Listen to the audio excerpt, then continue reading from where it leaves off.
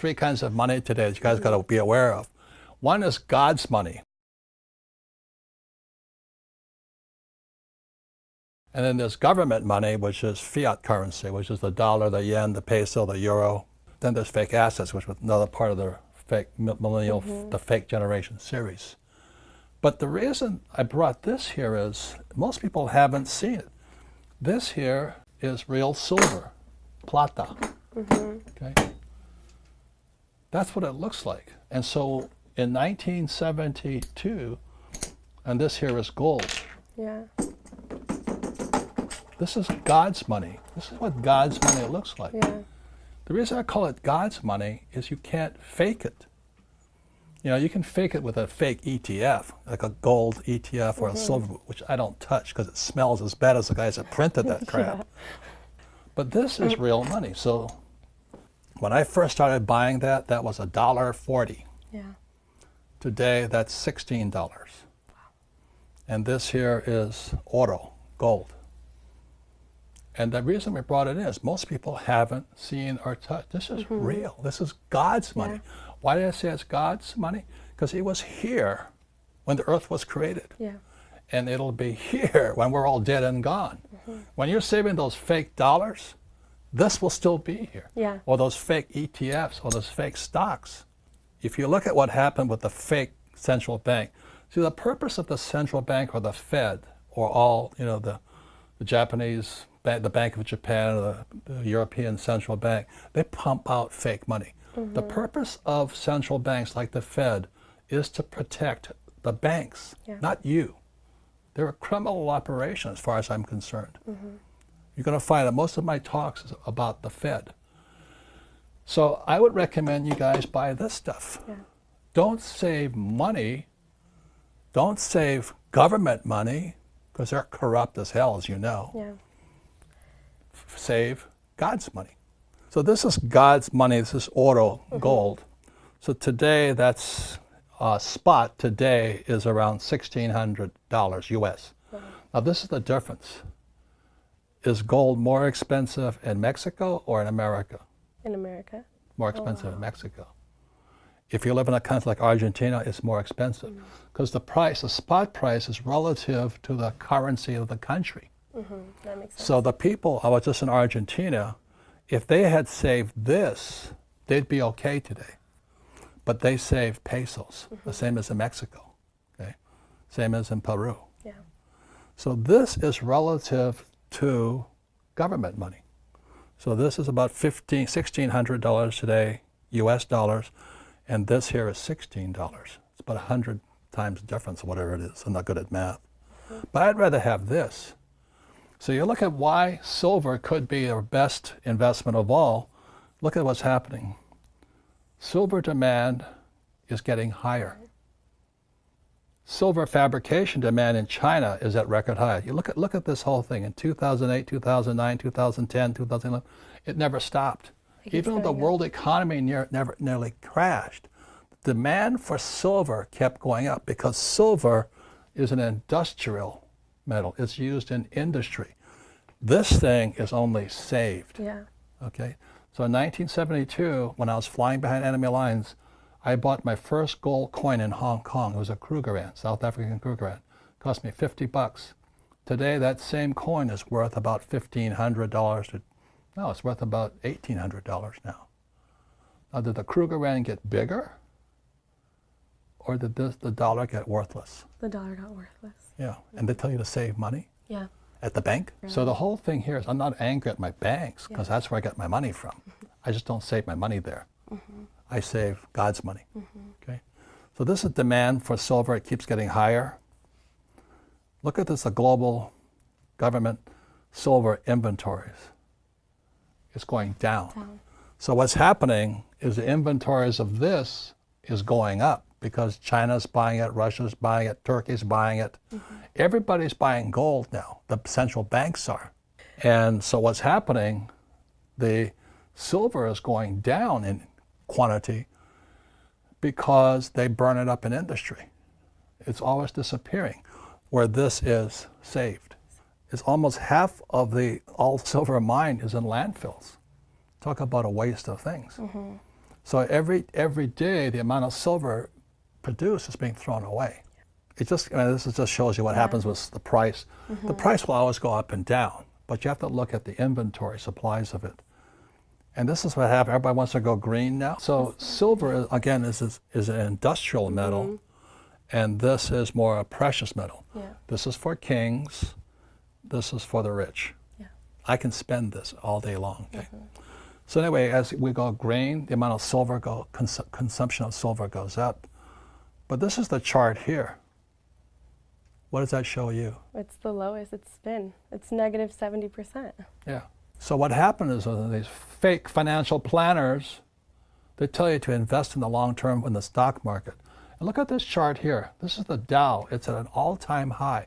Why would you invest in the stock market? You know, the Fed, which is a criminal operation because they only protect the banks. The stock market is an all-time high. Would you want to get in now? And so look at housing. You guys always complain, oh, I can't afford a house. Well, wait till it crashes, then you buy a house, right? You know, so in 2008, after it crashes, that's when I bought real estate. So right now, look at the stock market, all-time high. Real estate's an all-time high. Your phony education is an all-time high. Everything. Look at medical costs at all-time high. And these phony, fake financial planners are telling you to invest for the long term when the market's at all-time high. And what blew it into the bubble was the Fed. The Fed kept printing money. It just kept blowing it in this bubble. So meanwhile, little silver, it's $15 on this chart here. It used to be as high as 50. Do you know? Yeah. $15 is a joke. So if you hold, you know, and this is not an investment. I predict, and my predictions are often wrong, that if you buy silver today at 15, in 10 years it'll be worth 100 because they keep burning it up, they keep demanding it. So would you rather save the dollar, which is going down, or save silver, which is going up? Yeah. Can you afford $15? I wouldn't diversify. I mean, I never, when 72, I met my first financial planner, because the whole story. They told me to diversify. I said, are you nuts? I said, that's called diversify. You buy a little of all this crap, and all of it's paper. Stocks, bonds, mutual funds, ETFs. Even real estate is on, you know, REITs. It's fake real estate. I don't touch the stuff. Now, you should, but I won't. Okay, understand? I'm not saying don't touch it. I'm saying be aware of what's real and what's fake here. So when I was about your age, okay, so that was a book Fake. Yeah. I'm flying behind enemy lines in Vietnam, and I realized I was being lied to by my own government, my own teachers, and especially Wall Street, you know. So when I was about 25 years old, I bought my first gold coin. It was 50 bucks. Today it's worth about 15. Now it's about 1,800 today. So I never saved dollars. And what I started to do then, as I got older, I just saved gold. So you look at me today, here I am here, and then today I'm adding plata. So rather than saving dollars, which was going down in value, I just saved gold and silver. And it just became a habit. It was, you know, sometimes it was hard because I didn't have any money, but I still had the discipline to go and buy. My Kim and I talk about how we would just save little silver, you know, buy it and buy it, buy it. Today we're multi-millionaires in gold and silver. And everybody will tell you, well, that's stupid because they're in the stock market. Well, the stock market's going to crash in a few years anyway. And this goes up and down too. So if I could leave you one more thing like this, is I don't count the price. I count the number of ounces. Yeah. This is an ounce, approximately, this is approximately an ounce. So I don't care what the price is. All I care is how many ounces I have. And that's why I'm a rich man. They can take everything away from me. Plata e oro, you know, silver and gold. Will be here 1,000 years from now, 10,000 years from now, 100,000 years from now. It'll still be here. I never spend this stuff because that's the basis of my wealth. And I know most of you millennials have said that, yeah, but you have money. I said, I didn't have any money either. but it was just a discipline. You know, can you afford $20 today? Yeah. Everybody in the world can, but they don't have the discipline. There's one more thing I want to talk to you about, and it goes to this here. This is the cash flow quadrant. Okay. When you watch those videos, where was your mind? You have to put your brain into the I quadrant. I've never looked at a job since I came back from Vietnam. I said, my life has nothing to do with the E quadrant. I could have got a job flying for the airlines, you know, I've been making $500,000 a year. It's chump change. You know, I've been working for a paycheck and paying taxes. So the other thing here is this, we're going to the next subject. This is the financial statement, which is this game here, the cash flow game. We're going to this next section on fake teachers. The fake teachers are always what you think here in the income column. Working for fake money. That's why they're fake teachers, okay? And when I was your age, at 25, my brain went into the asset column. That's the only place I think about today. When you look again at the cash flow quadrant, the E, S, B, and the I, the trouble with most millennials is your brain is still in the E quadrant. Yeah. When I asked you to watch those videos, I was putting your brain in the I quadrant. And so the most important thing, if you're going to be successful in your lifetime, is get your damn brain out of the E quadrant or the S quadrant. You're working for money. You've got to get your brain into the I quadrant. I don't recommend the B quadrant. It's too hard for most people. Yeah. But anyway, all I focus on is here. I don't Working care for how much assets. money I make. All I want are assets. So I'm a rich man because my brain is not where most teachers are, which is E's, my poor dad. My rich dad was in the I quadrant. Get the difference? Yeah. In school, we're taught and trained to work for the income. For the job. When here, we're taught, Fake money. yeah. When here, we're taught to work for assets and things like this that can Well, protect that's just real money. ourselves.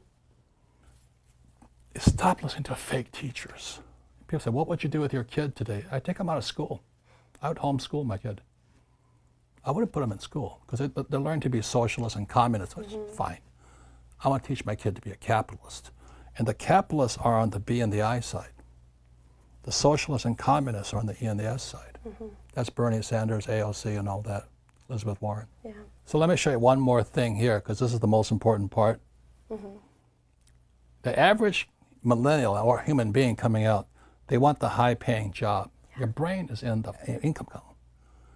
And then you think about, how am I going to cover my expenses? What's your first expense? Tax. The reason you want to work for fake money is your first line of expense is called tax. That's silly. And then you think, oh, I'm going to buy a house, I'm going to buy a car, I'm going to buy this, I'm going to buy that. So your brain is then stuck in the liability column that your school teachers will tell you, well, your house is an asset, your car is an asset, your college education is an asset. Yeah.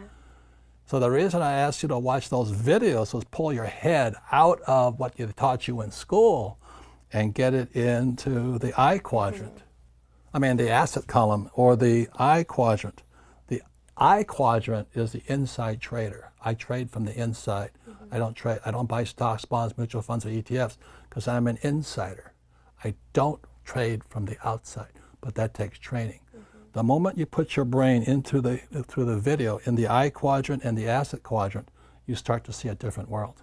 Yeah, it made me realize, why have I been focusing on all the wrong things? Yeah, people focus on their careers and how am I going to pay the rent or the mortgage or And the higher the wage, the higher the expenses. and the taxes. Yeah. And the nice car. You know, I like nice cars and all that too. But I don't fall for the gimmicks, okay?